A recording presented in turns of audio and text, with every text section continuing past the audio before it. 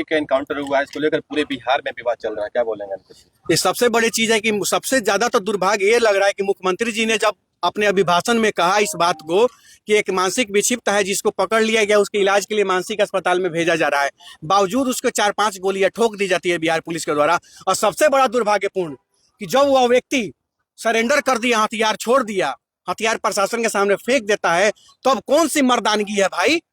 कौन सी मर्दानगी साबित करना चाहते थे आप?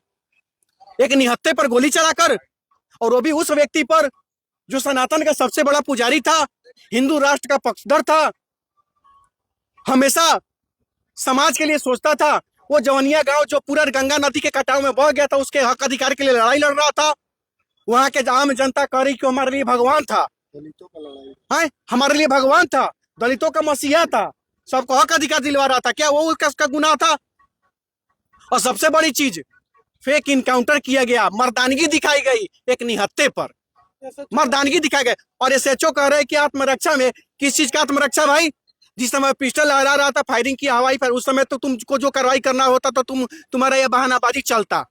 लेकिन जिस समय उसने हथियार सरेंडर कर दिया, हथियार फेंक दिया, तब किस चीज का आत्मरक्षा भाई? भगवान ऊपर बैठा देख रहा है।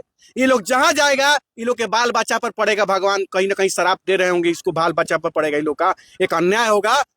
एक गरीब ब्राह्मण के बच्चे को मारा गया है, एक ऐसे व्यक्ति को जो समाज को अपना समाज समझता है। और देखिए, सोच देखिए, उस आदमी का मरने से पहले पूरा देश में वायरल है आज के डेट में।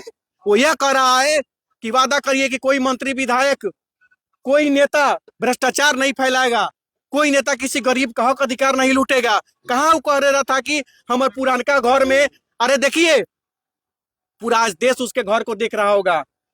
वो चाहता तो 4 साल 5 साल में अपना घर का प्लास्टर करवा लेता, उसके अपने घर में एक प्लास्टर तक नहीं हुआ है उसके घर पे। अब अंदाजा आप लोग लगा लीजिए, वैसा ईमानदार आदमी को ये लोग मार के सीना चौड़ा कर रहा है। थू है ऐसे सोच पर, कुछ नहीं।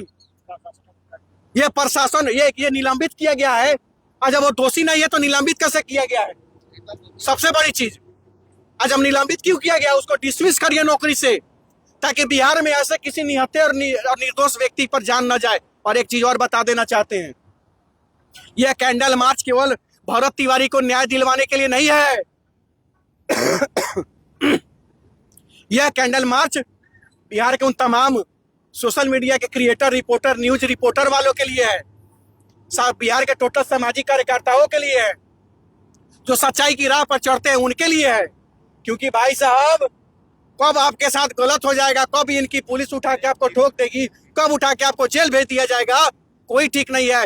तो ऐसी मानसिकता पर चोट करना है। और मैं इस वीडियो के माध्यम से आप सभी पत्रकार साथियों के माध्यम से पूरे बिहार के नौजवानों को ललकारना चाहता हूं, उनके खून को खौलाना चाहता हूं, उनके आत्मसम्मान को जगाना चाहता हूं, उनको ललकार रहा हूं मैं। उठिए, जगिए और अपने आत्मसम्मान के लिए खड़े होइए, नहीं तो यह सिस्टम आपको रौंद देगा, आपको नाश देगा, आपको बर्बाद कर देगा। और आप जो समाज को सुधारने के लिए, समाज में अच्छा व्यवस्था के लिए सोच लेके चले हैं ना भाई साहब, आपको बर्बाद करके रख देगा।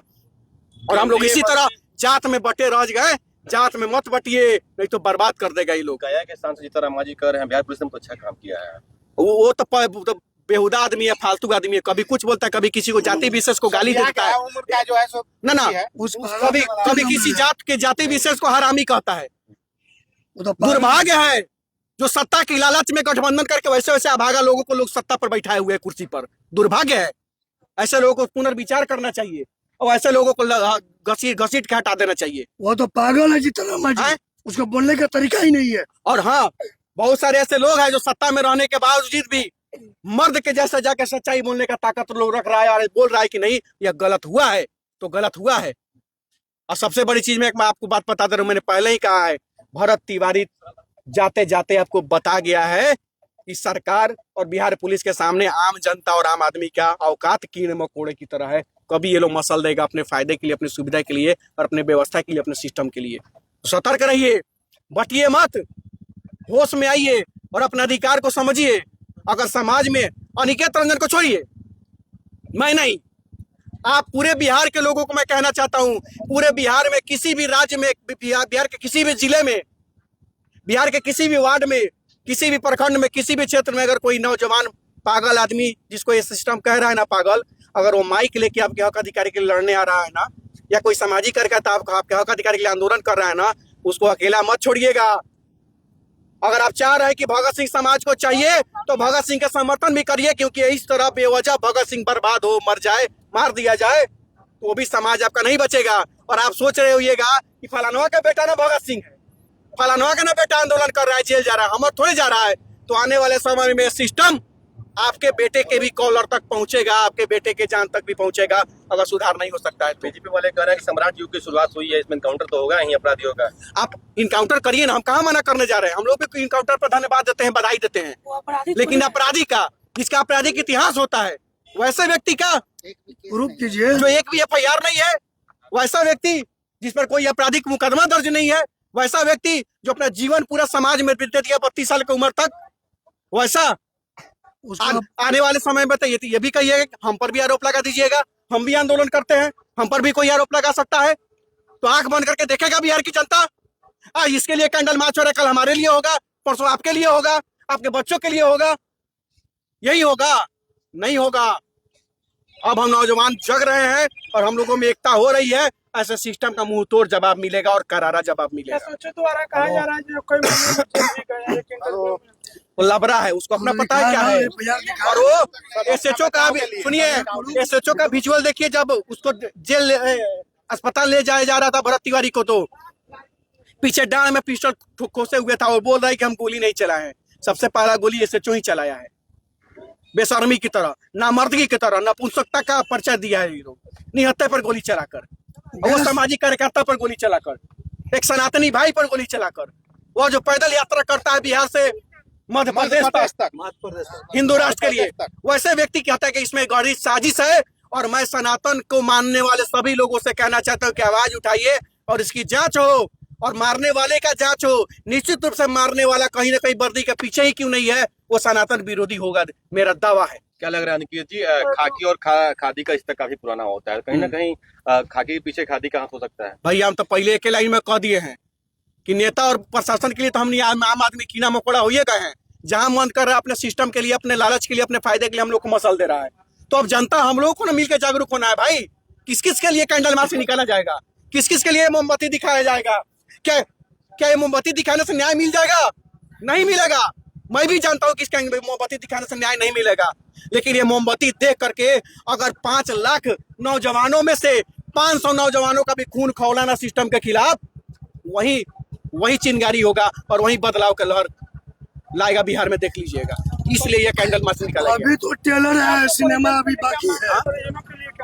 सबसे बड़ी चीज है कि सबसे पहले सरकार को अपनी गलती मानते हुए परिवार को 1 करोड़ रुपए की मुआवजा मिलनी चाहिए, और उस परिवार में एक सरकारी नौकरी भी मिलनी चाहिए। नहीं तो यह आंदोलन तो जारी रहेगा, आंदोलन होता रहेगा निश्चित रूप से। और उसको शहीद का दर्जा भी मिलना चाहिए। अधिकारी पे दफा थी, उसके परिवार का आरोप है कि 3 गोली पहले मारा गया और सर इंटेंशन ही था उसका हत्या कर देना, नहीं तो गोली मारने के बाद उसको वहां 45 मिनट डिले किया गया, ब्लड रिसा हुआ ढेर। उसके बाद उसको नजदीकी एक अस्पताल में ले जाया गया, वहां समय बर्बाद किया गया। उसके बाद सदर अस्पताल ले जाया गया, वहां समय बर्बाद किया गया। फिर पटना PMCH भेजा गया, वहां समय बर्बाद हुआ। इतना में कोई जिंदा रहेगा जी? ये सब साजिश था। जो भी सच बोलेगा सब पागल है। जी मांग है निश्चित रूप से, पहला मांग कि उसके परिवार को 1 करोड़ रुपए का मुआवजा मिले। दूसरा मांग उस परिवार में एक सरकारी नौकरी हो। तीसरा मांग उसको शहीद का दर्जा हो। चौथा मांग जो हम लोगों ने रखा है कि जो दोषी इसमें निलंबित हुए हैं, जिन्होंने गोली चलाई है, उस पर हत्या का मुकदमा हो, कि वो निलंबित नहीं हो, उस पर हत्या का मुकदमा हो। और निश्चित रूप से सरकार आश्वस्त कराए कि आगे आने वाले समय में ऐसे दोबारा ऐसा घटना नहीं घटेगा। कुछ लोग भरत तिवारी को अपराधी के रूप में देख रहे हैं। जो ऐसे बेशर्मों को और अभागा लोगों को मैं बस इतना ही कहना चाहता हूँ, अरे बेशर्मो, इंतजार करो, यह लाठी और डंडा जिस दिन तुम पर पड़ेगी ना, तुम्हारे लिए तो कोई कहने वाला भी खड़ा नहीं होगा, देख लेना। भरत तिवारी अपराधी था, कोई उसका आपराधिक इतिहास नहीं था, वो अपराधी था, वो समाज के लिए लड़ता था, वो अपराधी था जी नहीं। ऐसे लोग जो लोग कह रहे हैं टीका हवाला दे रहे हैं, अरे भाई अपराधी है तो मारो ना भाई। विकास दुबे की हत्या हुई, उसको मारा गया यूपी में, किसी ने कुछ बोला? नहीं बोला। अपराधी था। लेकिन यहाँ पे ये क्या था भाई? इसके पहले भी 2-4 और हत्या हुआ, किसी ने कुछ बोला? कैंडल मार्च से निकाला गया? नहीं निकाला गया। लेकिन जो निर्दोष है उसके लिए तो अन्याय होकर हुआ है, उसके साथ उसके लिए तो आंदोलन होगा, उसके लिए तो आवाज उठेगा। बहुत बहुत धन्यवाद।